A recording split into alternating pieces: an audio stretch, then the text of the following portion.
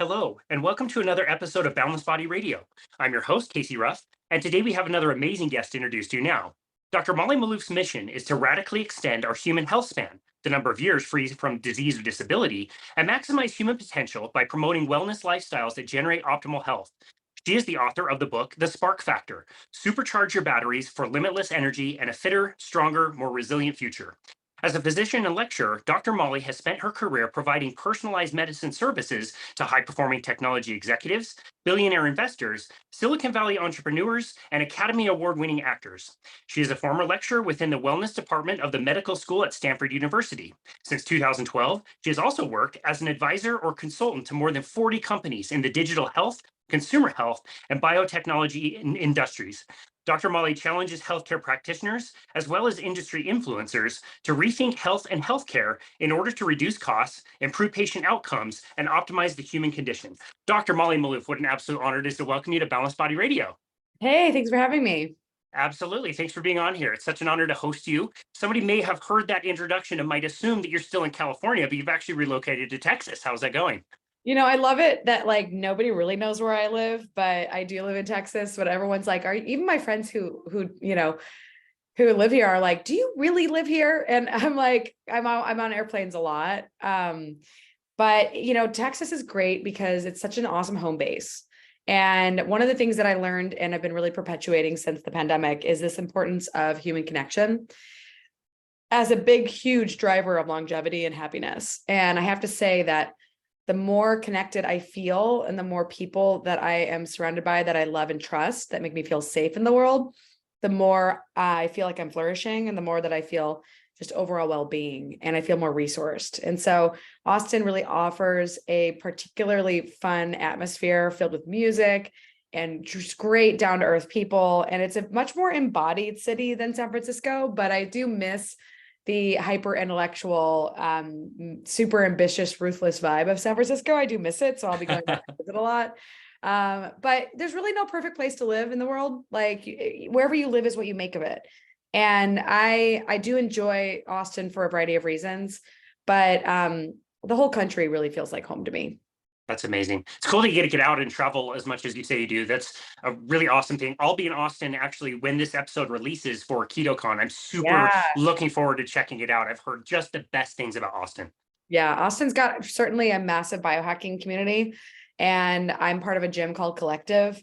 It's like literally a social club meets a gym with all sorts of amazing amenities. And then Austin also has quite a lot of interesting new media coming out of it. So for the things that I like doing with my life, I think it's a really good spot to be. Wow, that's amazing. Well, at the time of this recording, it's April 3rd in Salt Lake City. It is snowing sideways outside. We've gotten Wow. so much snow. I'm so sick of it. I'm so Oh looking my forward God. to seeing some blue sky. I feel like I've not seen the sun since the middle of October. It's My crazy. God. Wow. Yeah. But it's great skiing. It's fantastic. So the benchmark for a good ski year is 500 inches. We're already above 800 inches. They're supposed to get like 3 feet overnight tonight. It's crazy. The That's pictures are bananas. it's bananas. Yeah, it's a little excessive for sure. Yeah, I get it. Well, I really love your book, The Spark Factor, and I enjoy the way that you wrote it. It's very approachable. I think a lot of us have this idea that, like, doctors have everything sorted out, they learn the best information. And I really get the impression through your introduction, especially in hearing your own personal story, that you also face a lot of challenges in that industry and had to learn things a little bit different ways. So, can you tell us about your experience through learning health and healthcare? Yeah. Well, as somebody who has always wanted to be a doctor, like since I was a child, and then I got the dream of becoming a physician.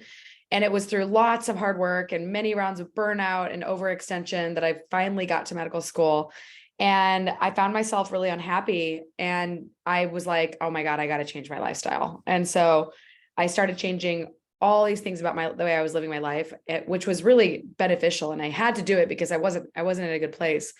And I ended up just ridiculously improving my performance. And I was like, how is it that changing my lifestyle has led to better grades and more well-being? And I never really understood it from like the fundamentals. I just knew that by changing my lifestyle, I got better grades and I got better performance on board exams. And I was like, And then from then on, I was like, man, there's something to this thing of health, but this thing of health is not part of our education.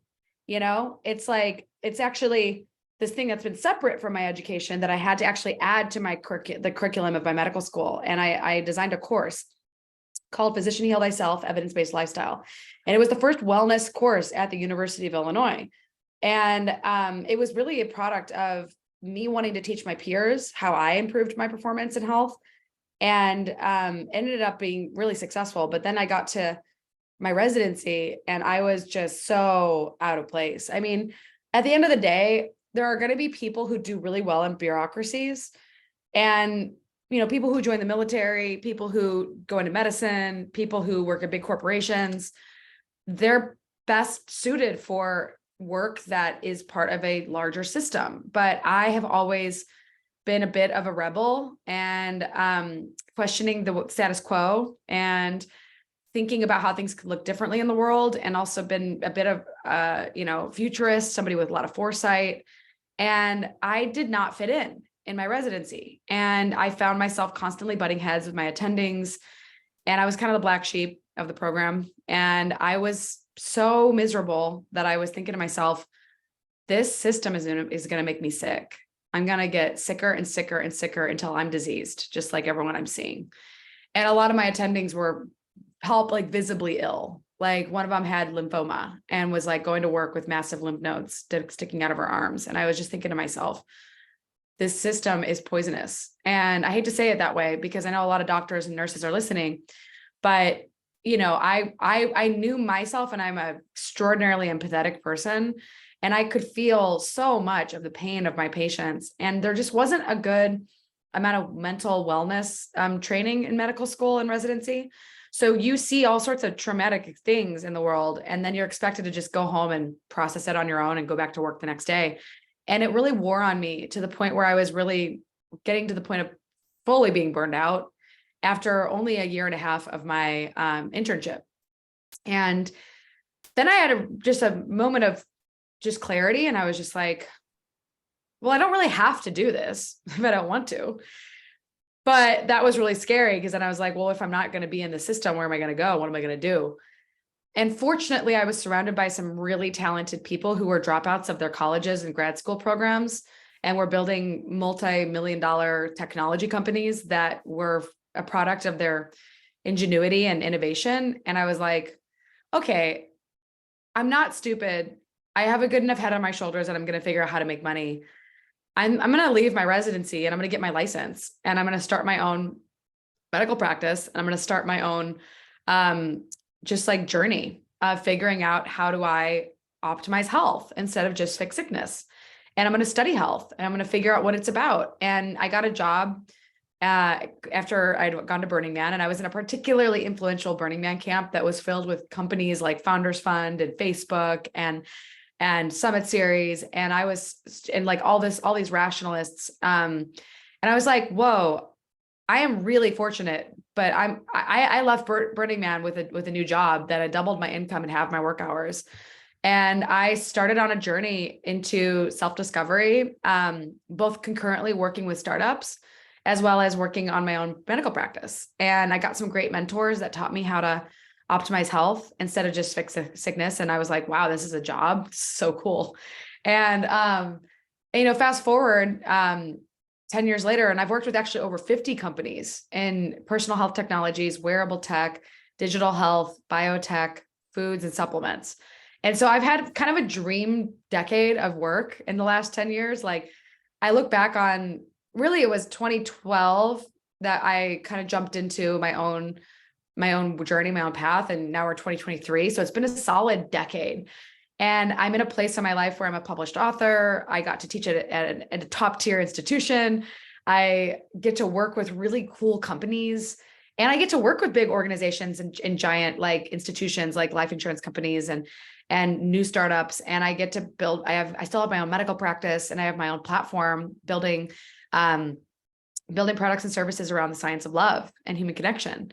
And I kind of feel like I have this dream life. Like, it's so funny. I live next door to a billionaire, and I'm not a billionaire, and I'm renting my house, but it's like, I literally feel like I have the quality of life of somebody who's much wealthier. And I have like the quality of connection and community of like, it's so much more important to me than money, you know?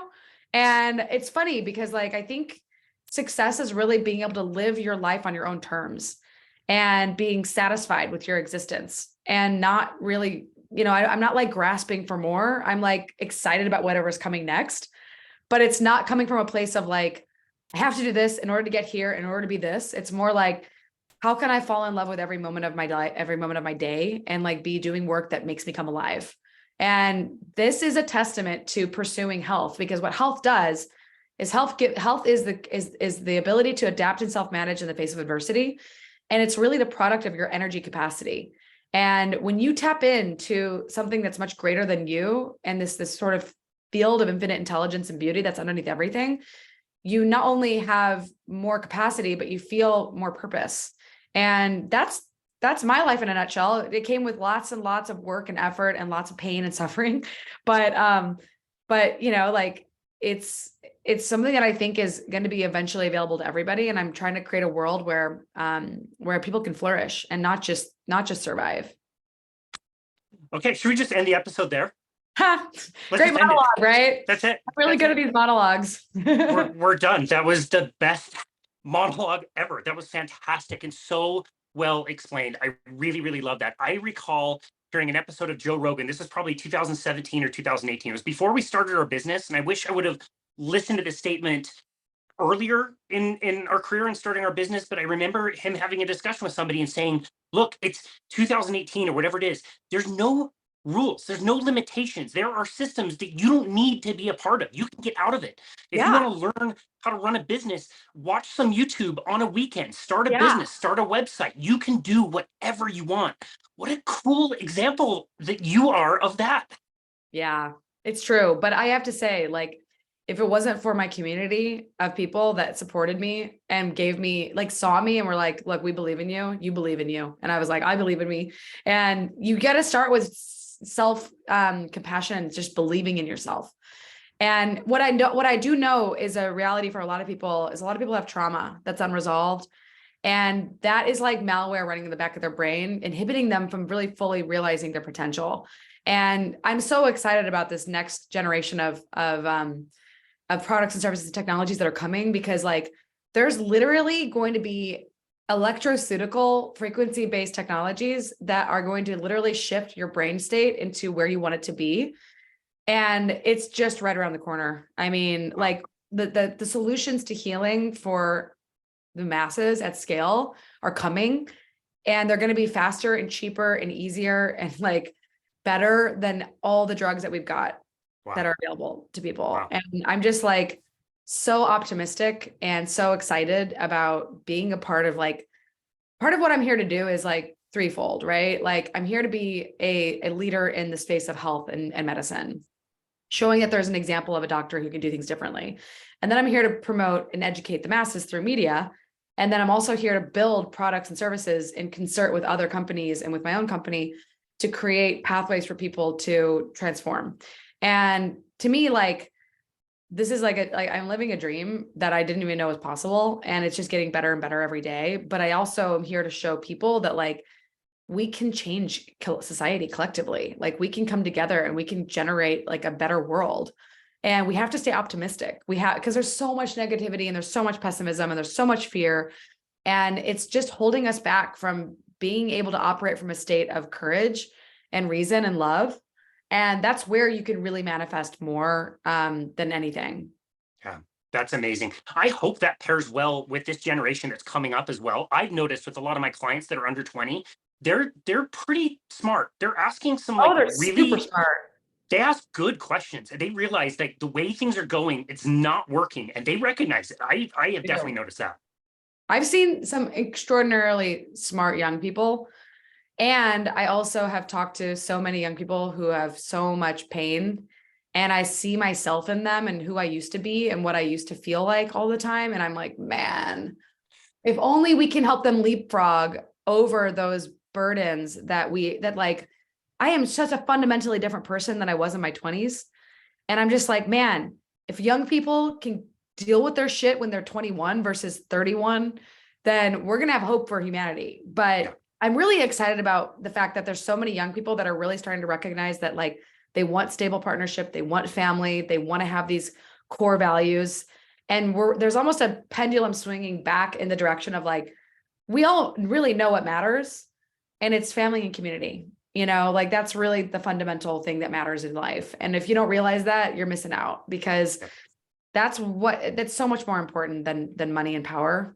I've hung out with some seriously wealthy and powerful people, and I'd say so many of them are really staring up from an abyss. Not all of them, but a lot of them. And I think there's this idea that like these like sort of American values of like achieving this outward oriented like position is like somehow the path to happiness. And I had one of my mentors told me recently, he was just like, I really hope that you don't fall into the same trap that I have, because I've built an empire of dust. And, I live in this extraordinarily gorgeous mansion, and there are days where I'm so unhappy, and I'm like, wow, like we think that that's what brings people joy, and it doesn't. It really doesn't. And so that's the thing I'm hoping to get across to people listening, is like, focus on the things that really fundamentally matter, which is your relationships. Like it's the next frontier of biohacking, is hacking our relationships and hacking our sexuality and hacking our connection and hacking our ways of getting along better with others. And it's not always easy, but it's really the work that needs to be done to bring people more joy and fulfillment. I love that so much. I know that Dave Asprey wrote your foreword, and I think biohacking, when we hear that, we kind of have that connotation of like, okay, I need to live like Dave Asprey, maybe tons of supplements or, all kinds of different things he's testing out. But you make a really good case for biohacking in your book, and why all of us should be thinking, how can we biohack our own lives? And it makes a lot of sense to me. Can you Yeah. tell us the difference between the way you're proposing that we biohack our lives versus the connotation that some of us might have? Well, I think the traditional biohacking path has been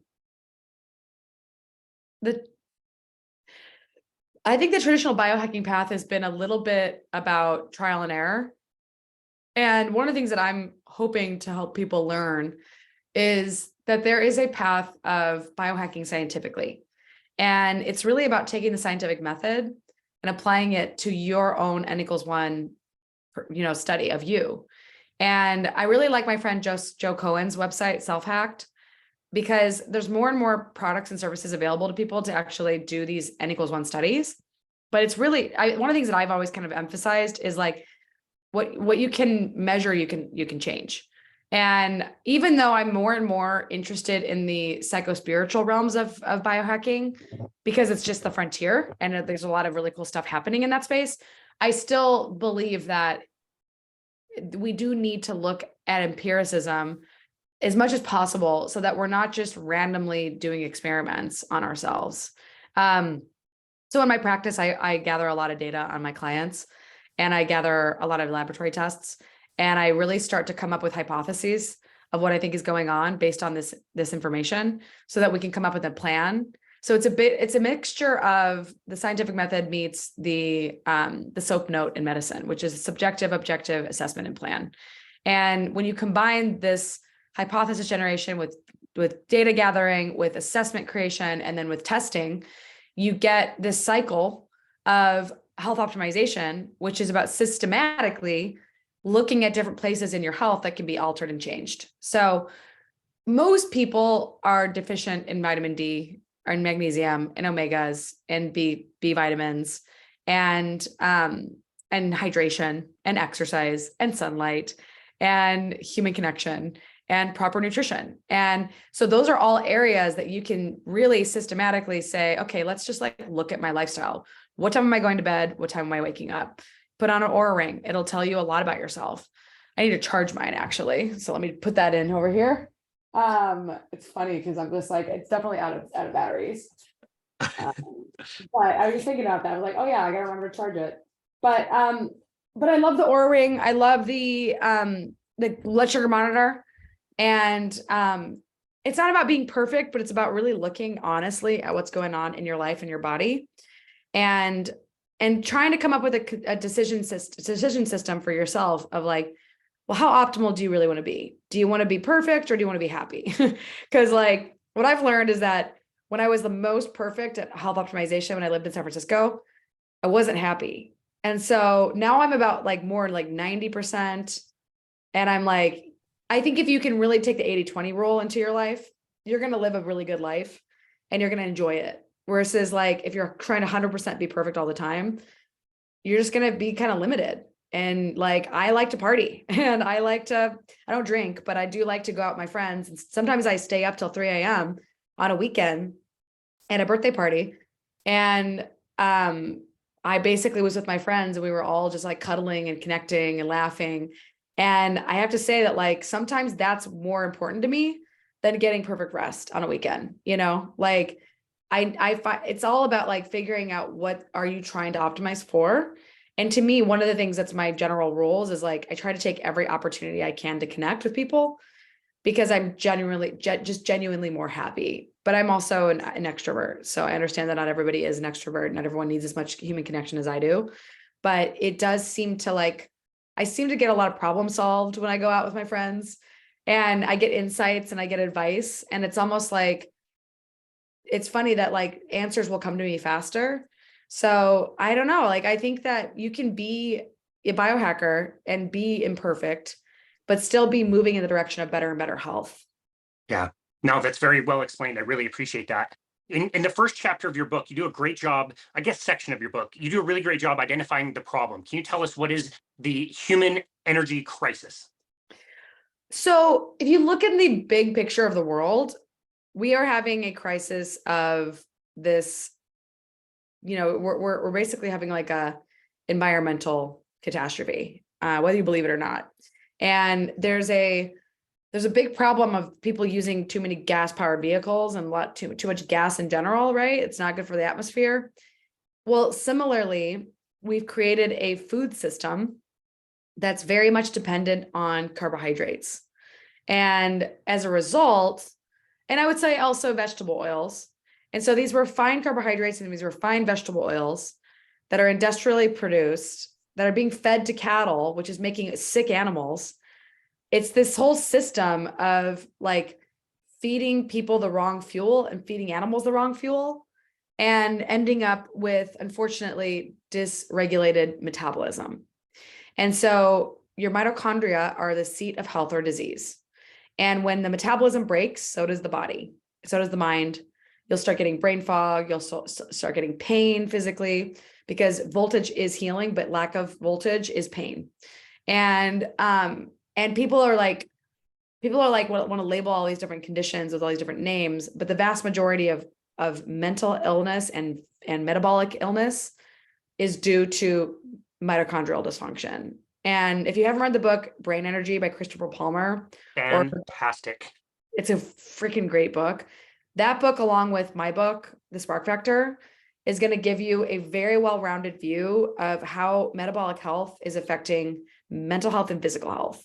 And I think that the big root of all of this is a society that is taking advantage of people's primitive drives to consume and to basically, like, if you think about it, we have this like system in society that's like constantly telling people that you need to buy food that is going to poison your body and your mind, and that you should drive cars and not walk around or ride your bike, and that you should watch media and be scared shitless every day, like worried about the next big problem or existential threat. And then from there, you're being fed all these solutions, which is drugs, surgery, shitty food, more cars.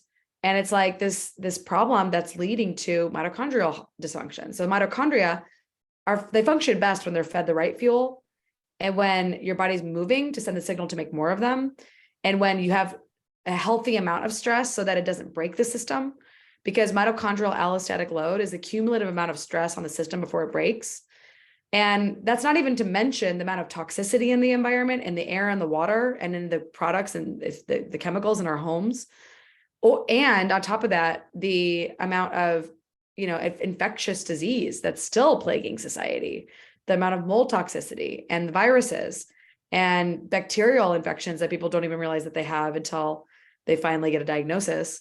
And I'm just like, whoa, how do we become so sick? You know?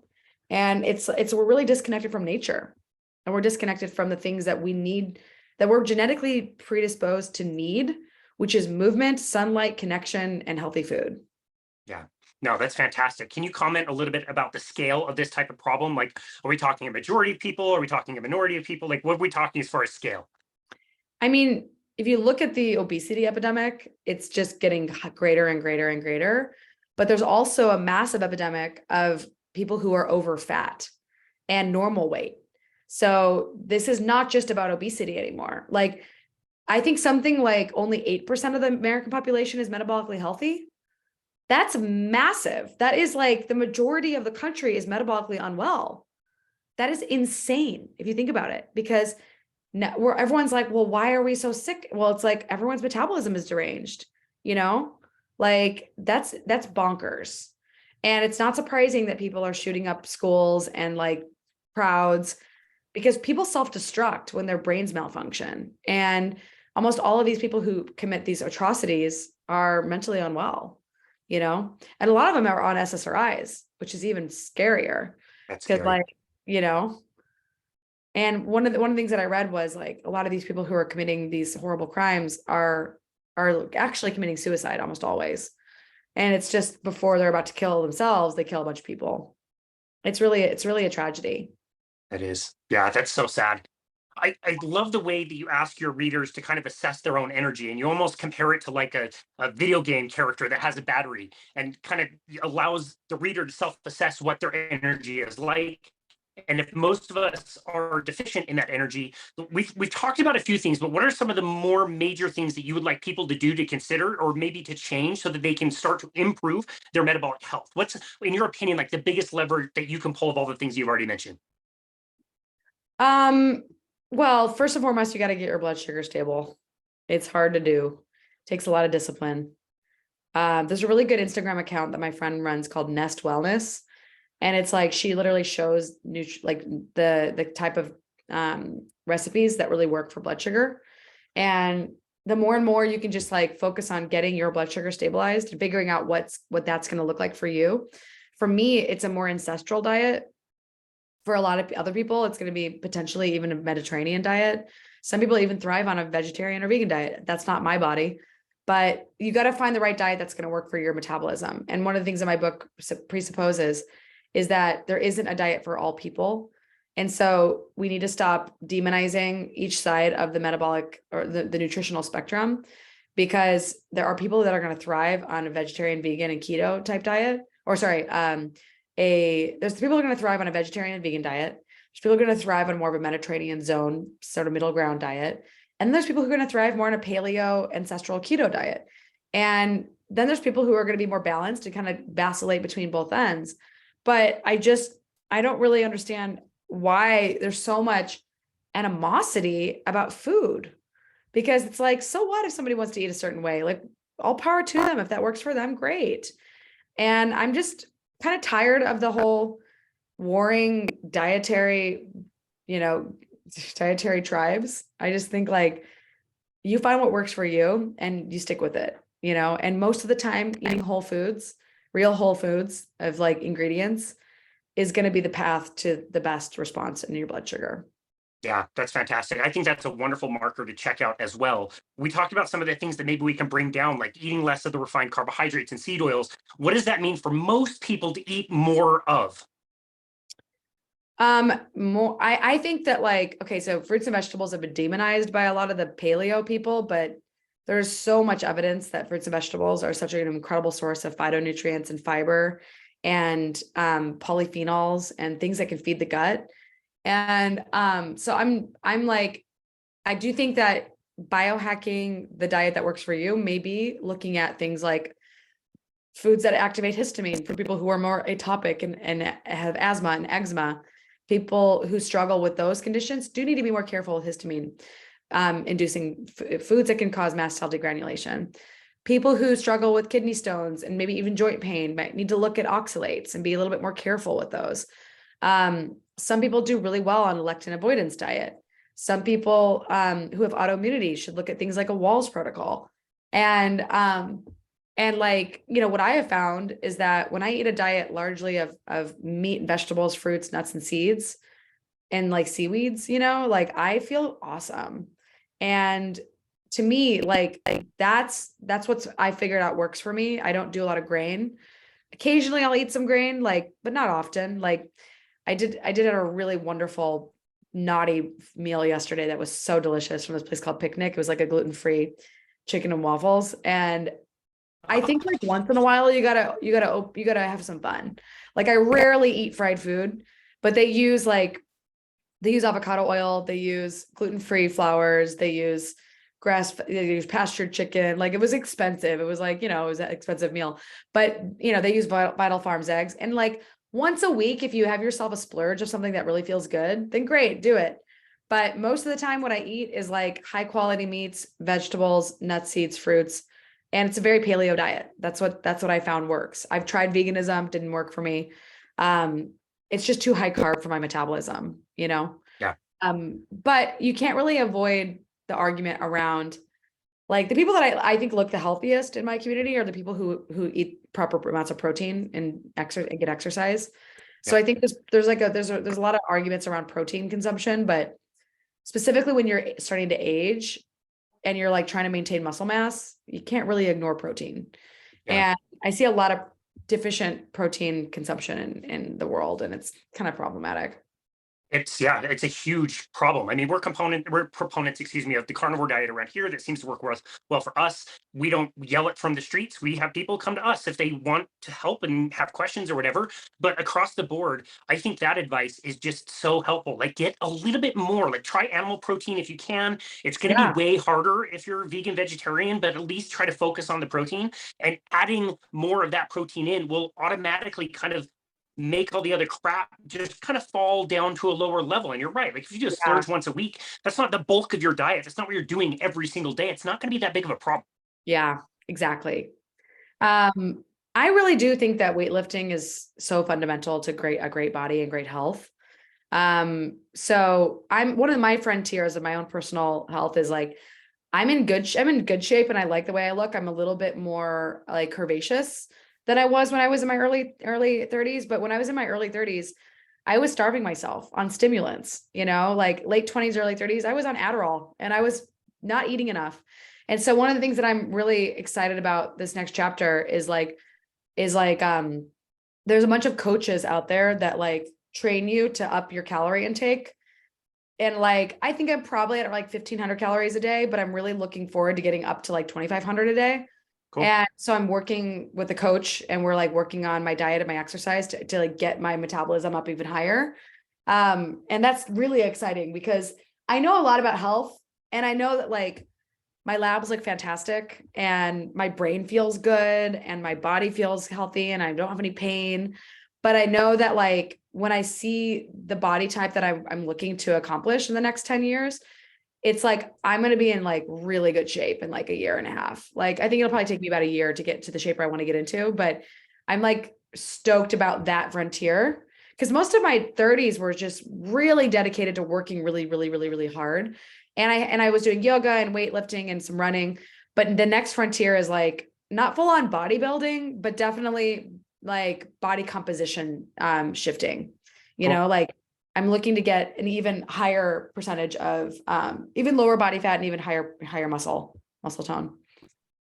Cool. That's great. I don't know if you've been in contact with Robert Sykes. It sounds like it's right up his wheelhouse. He does Keto Savage and he helps people with reverse dieting all the time. So Oh that might yeah. be a good fit and we'll see him in person in a few weeks. So might be a Yeah. good person to follow up with. You also talk in your book about fasting, and this is a very nuanced discussion of when people should use fasting as a tool and when they might be using it too much. Can you comment on both the pros and the cons of fasting? Because I see tons of utility, but also a shadow side that can be pushed a little too far. Well, we have so many people in this country who have eating disorders, right? Like Gwyneth, no, I'm not going to say Gwyneth has an eating disorder, but she got so much flack for her intermittent fasting. And everyone's like, she's got an eating disorder. It's like, no, she's like, she's probably hitting 50. She's probably hitting menopause. And when you start losing estrogen, even if you're replacing it with like topicals, you're still going to be less insulin sensitive. And so I guarantee that she's got some good doctors looking at her blood sugar and saying, you know what, this might be helpful for you right now. Now, somebody who's 25 and sees her and says, well, Gwyneth is fasting till 12, maybe I should. Turns out that young women need to be far more careful about fasting because of their fertility years and because of their, menstrual cycles. And I've had more than one friend over exercise and under eat into relative energy deficiency of sport. And this is super common in women who are pretty lean and pretty heavily exercised, where they're just not eating enough calories. And then it causes hormone dysfunction. And then they're wondering what the heck's going on? Why am I stopping my period? So when I first got into fasting, it was in response to my fasting glucose being a little too high for my taste. And I was using first principles, and I was like, okay, fasting glucose is dependent on the liver's function. So the liver's insulin sensitivity is basically measured by your fasting glucose. And so if I look at my fasting glucose and it's too high, then that must mean that there's some liver insulin resistance. So what is one of the best ways of like stripping fat from the liver and getting it to function better is you take the load off of your digestion and you give your liver some time to induce autophagy. And for me, it was a major shift in my health.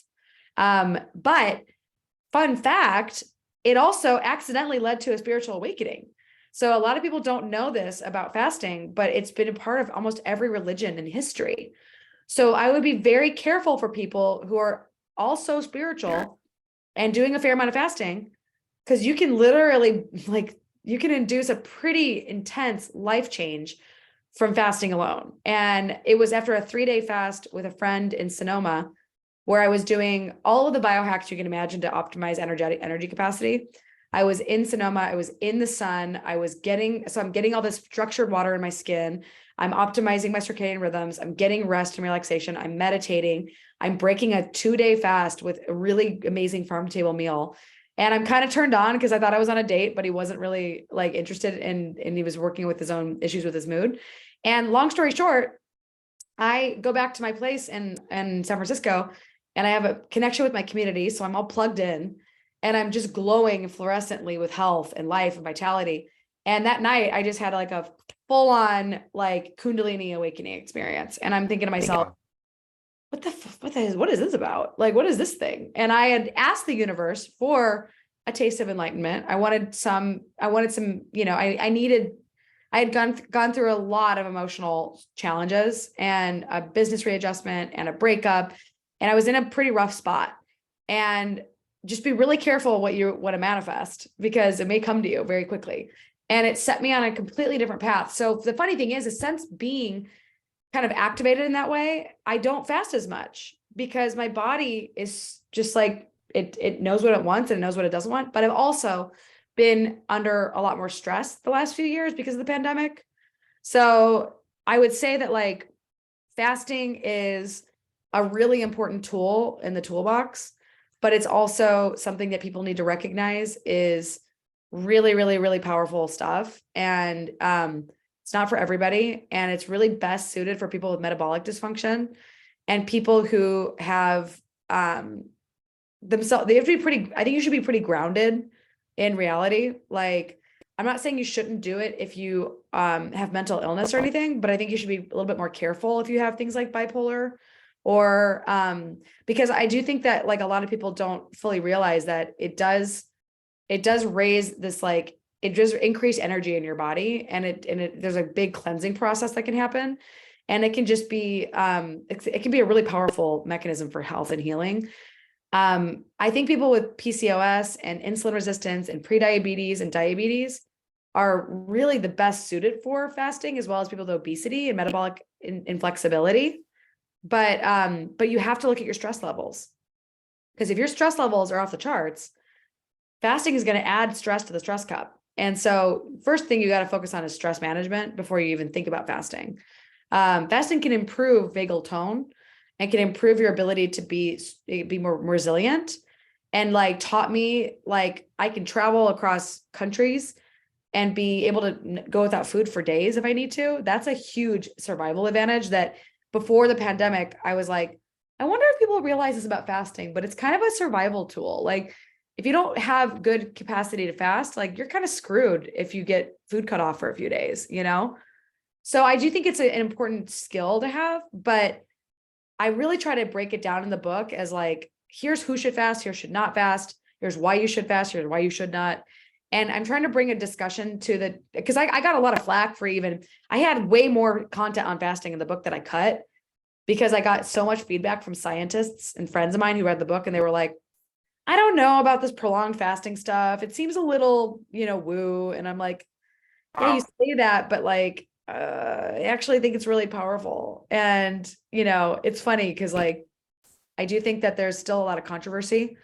And I was trying to like be a grounded and centered person around the topic, but I also didn't want to cause, I didn't really want to cause more controversy. Like even Peter Attia has kind of rolled back his perspectives on fasting. He has.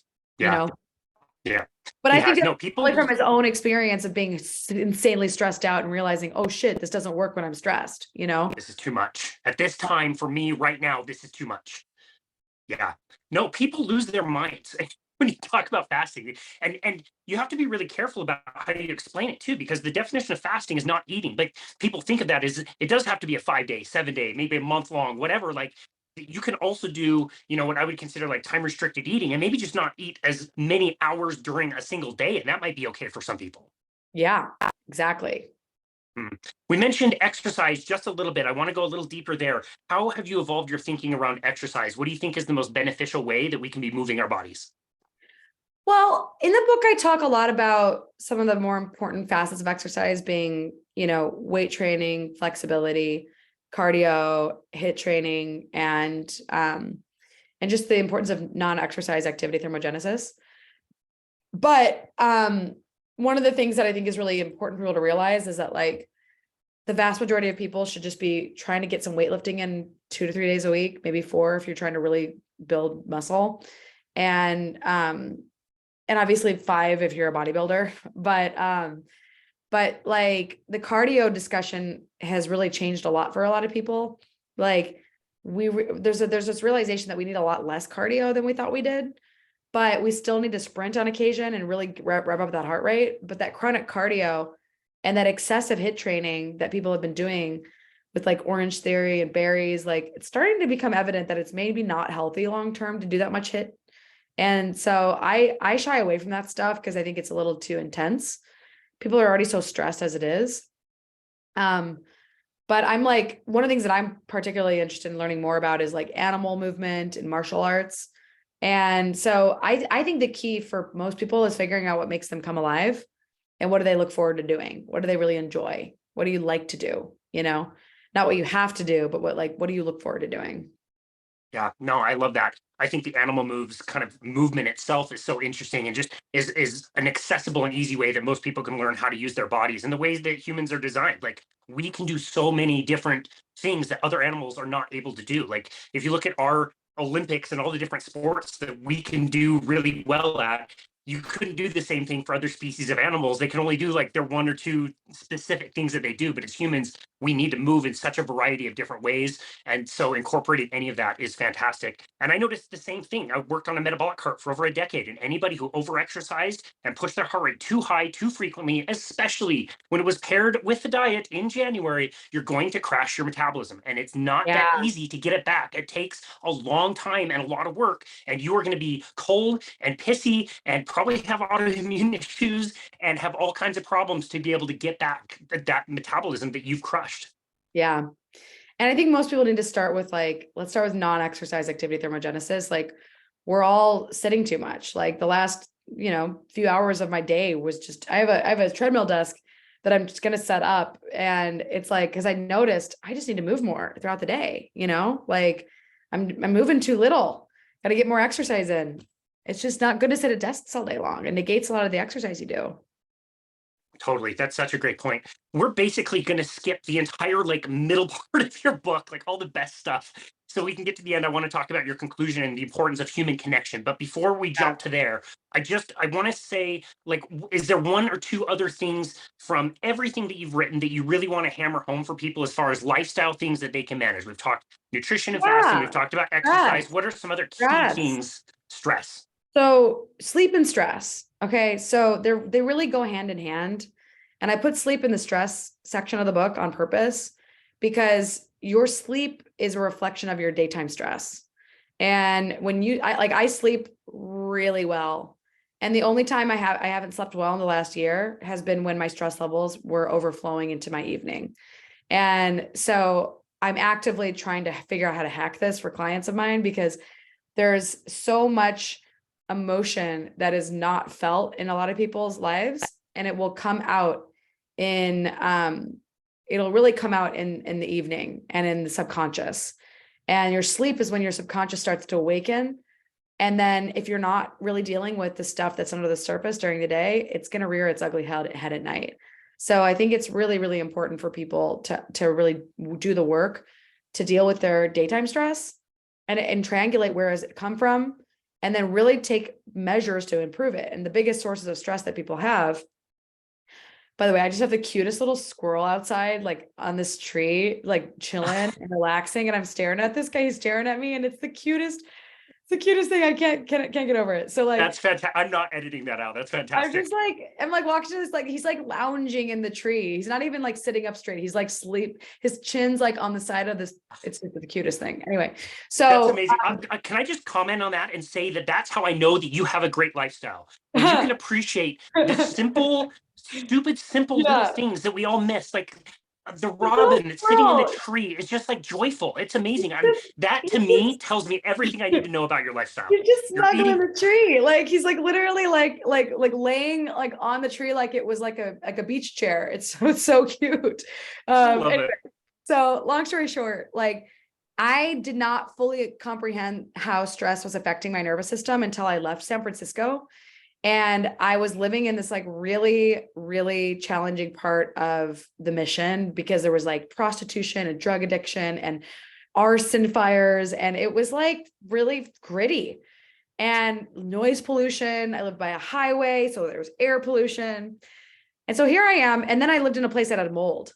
So here I am in San Francisco, not really like thinking I'm trying to do everything right, but I'm feeling like I'm pushing against health. Like I'm like, oh, it's like something's holding me down that I should be healthier than this. And it was this realization when I left that like, oh my God, there's this thing called the generalized unsafety theory of stress. Hold on, I got to take a picture of this squirrel. It's just too cute. It's just too cute. Like this is an Instagram post. All right. That's amazing. So, all right. You'll see this later on my Instagram, but perfect.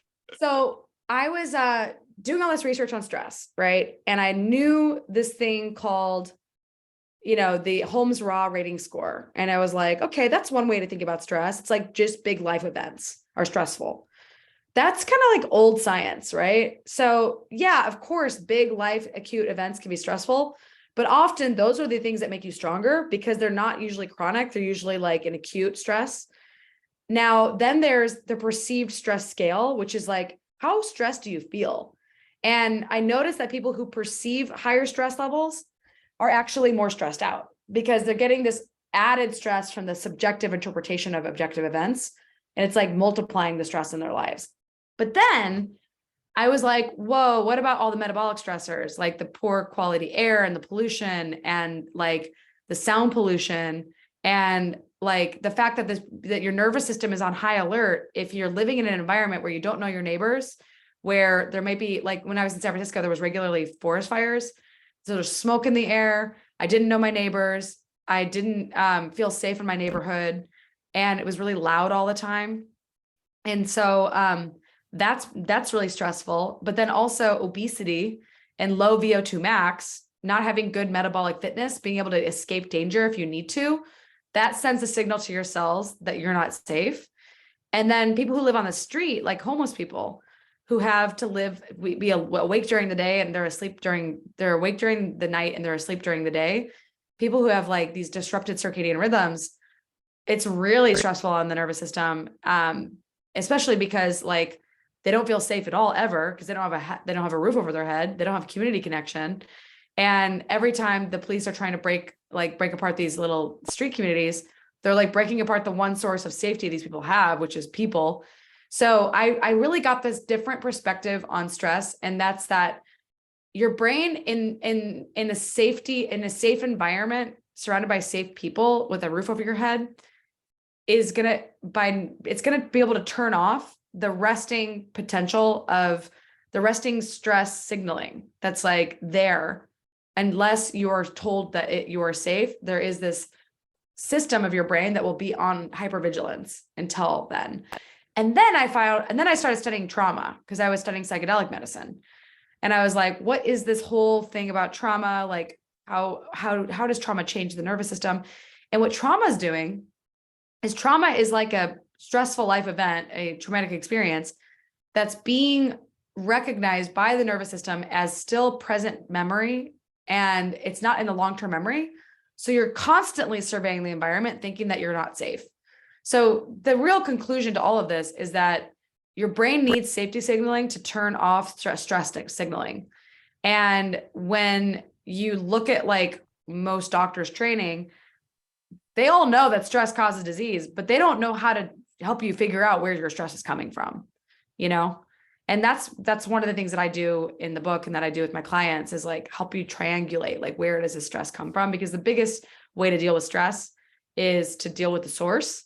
But then I also have some really good protocols that I didn't include in the book that are on my website and some blog posts that are on HPA axis dysfunction and, you know, optimizing your body and your brain during really significantly high stress states. I should have put it in the book, but there's a lot of controversy around cortisol testing and stress hormones. Hmm. Well, you do such a great job explaining all of that in the book. I know you are a very busy person and you have a hard stop. I wanted to make sure we left time to for you to talk about your online programs. Sure. Maybe we can conclude this. What is the number one takeaway you would want somebody to walk away from after reading your book? Well, first that, you know, the big thing is this concept of energy capacity, right? And when your energy exceeds your demands, you feel well-being and you feel resourced. And so you really got to think about building energy into the body like you would building a bank account, because you need an emergency fund. You can't just only produce enough energy, just like enough money to meet your basic needs. And when you start looking at that kind of reflection of your physical wellness as a product of your ability to literally gather electrons and store them as charge in the cell, and eliminating all the things that can drain your energy, or at least try to mitigate them as much as you can, and boost the things that build your energy, you can flourish. And it's not easy. It took me 10 years to get to this point of health because I was not healthy in my 20s. But it's a path of self-discovery, the path of getting well. And a lot of people are like, well, is your book good for chronic illness? And I'm like, honestly, I would recommend the book, Chronic Fatigue Syndrome. It's mitochondria, not hypochondria. And this is a book by Amy Myhill, this MD in Europe. If you're really chronically ill, you want to read a book like that. But this is a book for people who are generally healthy, who want to optimize their health.